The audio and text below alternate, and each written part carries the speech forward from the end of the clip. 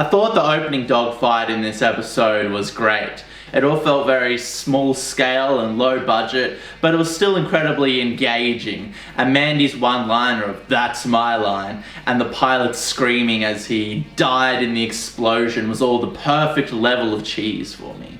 That's my line. So we get a lot of fan service in this episode. Now, pointless callbacks to nostalgia have never done a whole lot for me. They can go either way. They can work perfectly and give you a little moment of, I remember that. Or they can feel really forced and out of place, like they don't fit and they've just been forcibly jammed in there. And in this episode, they didn't feel very forced. They weren't necessary, I guess, but I did find myself going, oh my god, that's that same shot from A New Hope!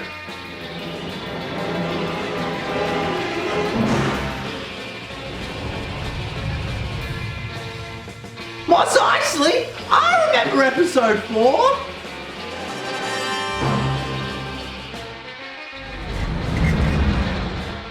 It's that same shot from the original! It's the same shot when Luke walked in! We all remember that shot!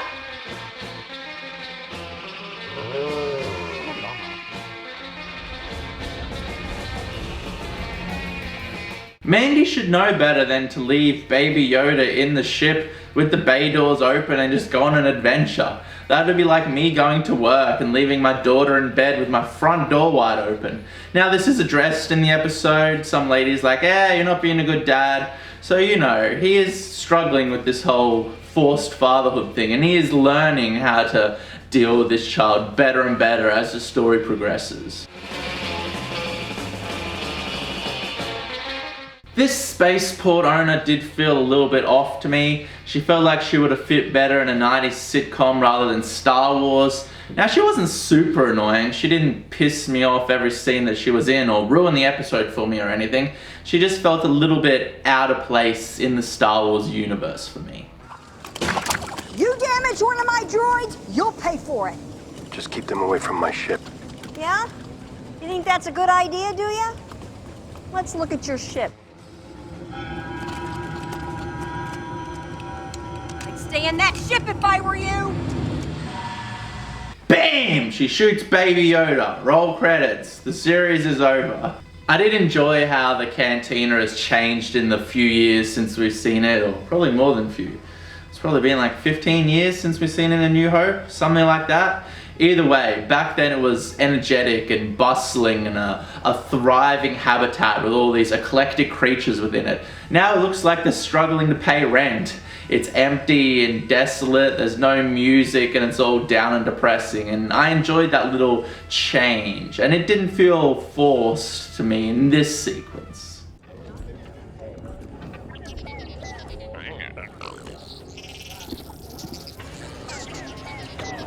Hey droid, I'm a hunter. We then get introduced to this rookie bounty hunter who is one of the main characters within this episode, and he's sitting in the same booth that Han was sitting in when he confronted Greedo, in the same manner with his feet up on the table. This is a bit more cringy and not as necessary, but it didn't ruin it for me. It wasn't as bad as some forced fan service. I also noticed that there wasn't a blaster hole in the wall. I don't know whether this is Filoni saying that he thinks Han shooting first is the real canon. I hope so though. Fuck that Greedo shit. Can we get Disney to release the actual original cut of A New Hope without any of that CGI bullshit with Han shooting first and no Jabba the Hutt sequence? Come on Disney, we're waiting. We want to see how these movies were back in the day. Although I don't mind the 1997 special edition. It's just the tweaks after that through all the Blu-rays and all the DVD releases where it got a bit Anakin at the end of Jedi. The Ewoks blinking. Why? Darth Vader saying no when he throws the Emperor off the Death Star. That ruined that scene for me.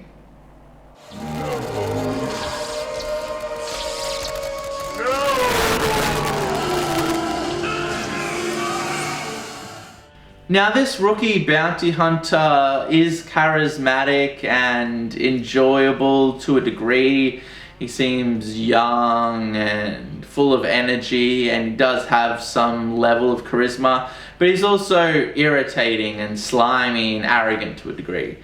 And that doesn't make for a very enjoyable watch. But I think that was supposed to be the character. I think there was supposed to be two conflicting elements of this guy. I mean, he does betray Mandy later on. So, you know, he's not quite an antagonist and not quite a protagonist.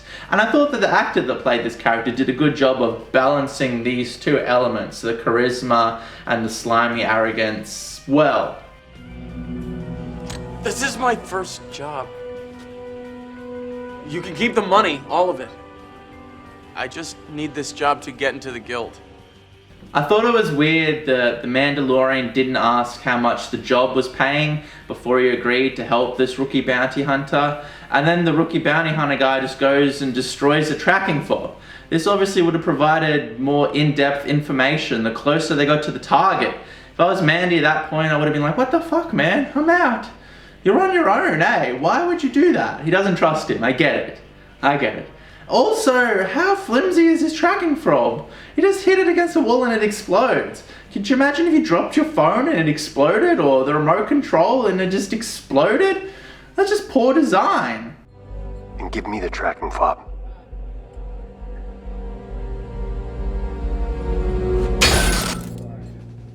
Don't worry, I got it all memorized. I think this show works best when it's exploring the dynamic between Mandy and Baby Yoda. Whenever Baby Yoda is part of the action sequences, they hold far more suspense, and their relationship is different and interesting.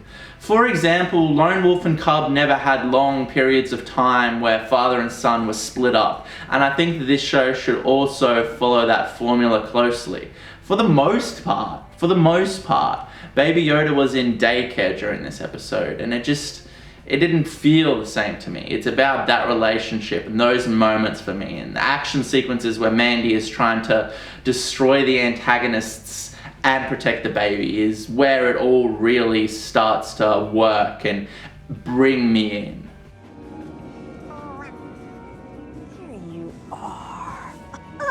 You hiding from us, huh? These two Tusken Raiders just appeared out of nowhere. What the fuck? Oh, whatever they call themselves, they best keep their distance. Yeah? Why don't you tell them yourself? I did like how Mandy seemed more sympathetic towards Tusken Raider culture though. He's not as quick to dismiss a culture based on stereotypes, which is an endearing character trait. Apart from when it comes to Jawas, of course. Those filthy, filthy Jawas. Get the fuck out of here, you dirty little bastards.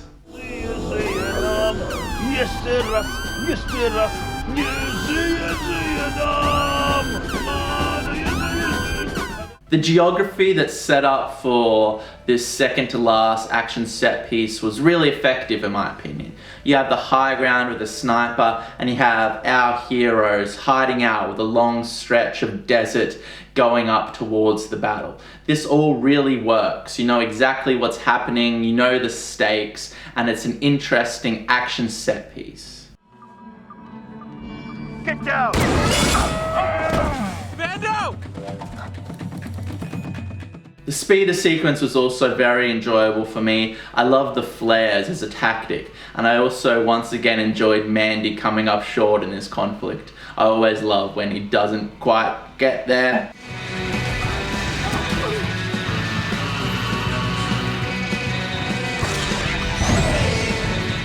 This rookie bounty hunter, whatever his name is, ding! Him murdering the target and then refocusing his attention to Mandy was a nice little twist that I honestly didn't see coming.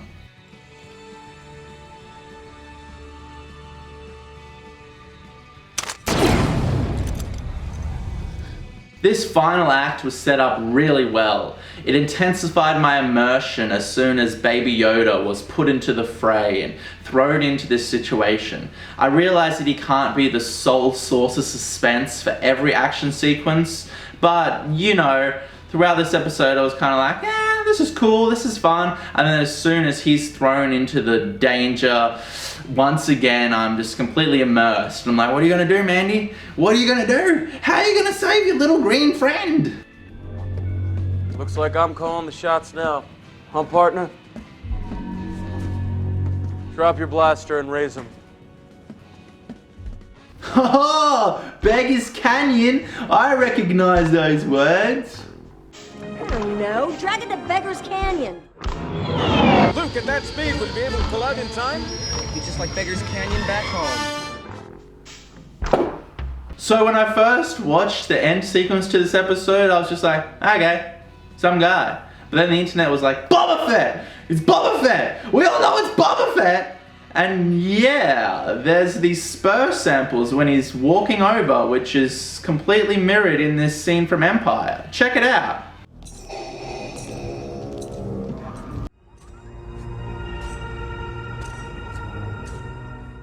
So I guess Boba Fett has now entered the fray. That's cool. That's interesting. I look forward to it. I mean, I have a tattoo of the guy on my foot. I like him. I might fuck him up. I don't know. But it's fine. I mean, I don't want to see Luke or Han or anything, but Boba Fett makes sense. It seems logical that he'd be part of this world, and it makes sense that he would know Mandy. I mean, come on, those two swanning around with the same armor in the same world on Tatooine. It makes sense that if he was still alive from the Sarlacc pit, that they would run into each other, and it's interesting. I guess he's going to be set up as an antagonist to Mandy rather than a friend or an ally. At the beginning, at least, and I would look forward to watching those two butt heads, and I don't know whose side I would be on. Mandy's probably be on Mandy's side. Either way, I hope it is Boba Fett. I mean, I think it's Boba Fett. Why would he have those spur samples? No one else doesn't wear spurs and has spur samples. It has to be Boba Fett. So let's see, next episode, whatever that is. Look forward to ya.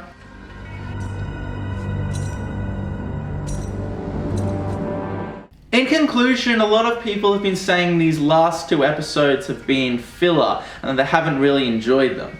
Now, I don't think that they were poorly written or poorly executed in any way. Maybe they weren't as good as the first three episodes. That's fair enough. I could see people thinking that, and maybe I think that myself. But back in the day, television was far more episodic rather than serialized. TNG, for example, every episode had its own beginning, middle, and end. It would set up the world, it would set up the things that were gonna happen in the episode, there'd be a conflict, and then there'd be a resolution to every episode. You can go and get any episode from TNG and watch it out of sequence, not having watched the show before, and you're probably gonna know what's gonna happen. Or you're probably gonna understand the episode, and you're gonna be able to watch it out of sequence and be like, oh, that was a fun little story. They set it up, there was conflict, and there was resolution. Whereas now everything is serialized. You can't go randomly into season 5, episode 2 of Game of Thrones or Breaking Bad and pull out that episode and watch it by itself without seeing the rest of it. It's not going to make sense because every episode and every story beat flows into the next episode, beat for beat, one after the other. The whole series is like this rather than its own individual adventure. But I like episodic television. I like Star Trek. I like Doctor Who.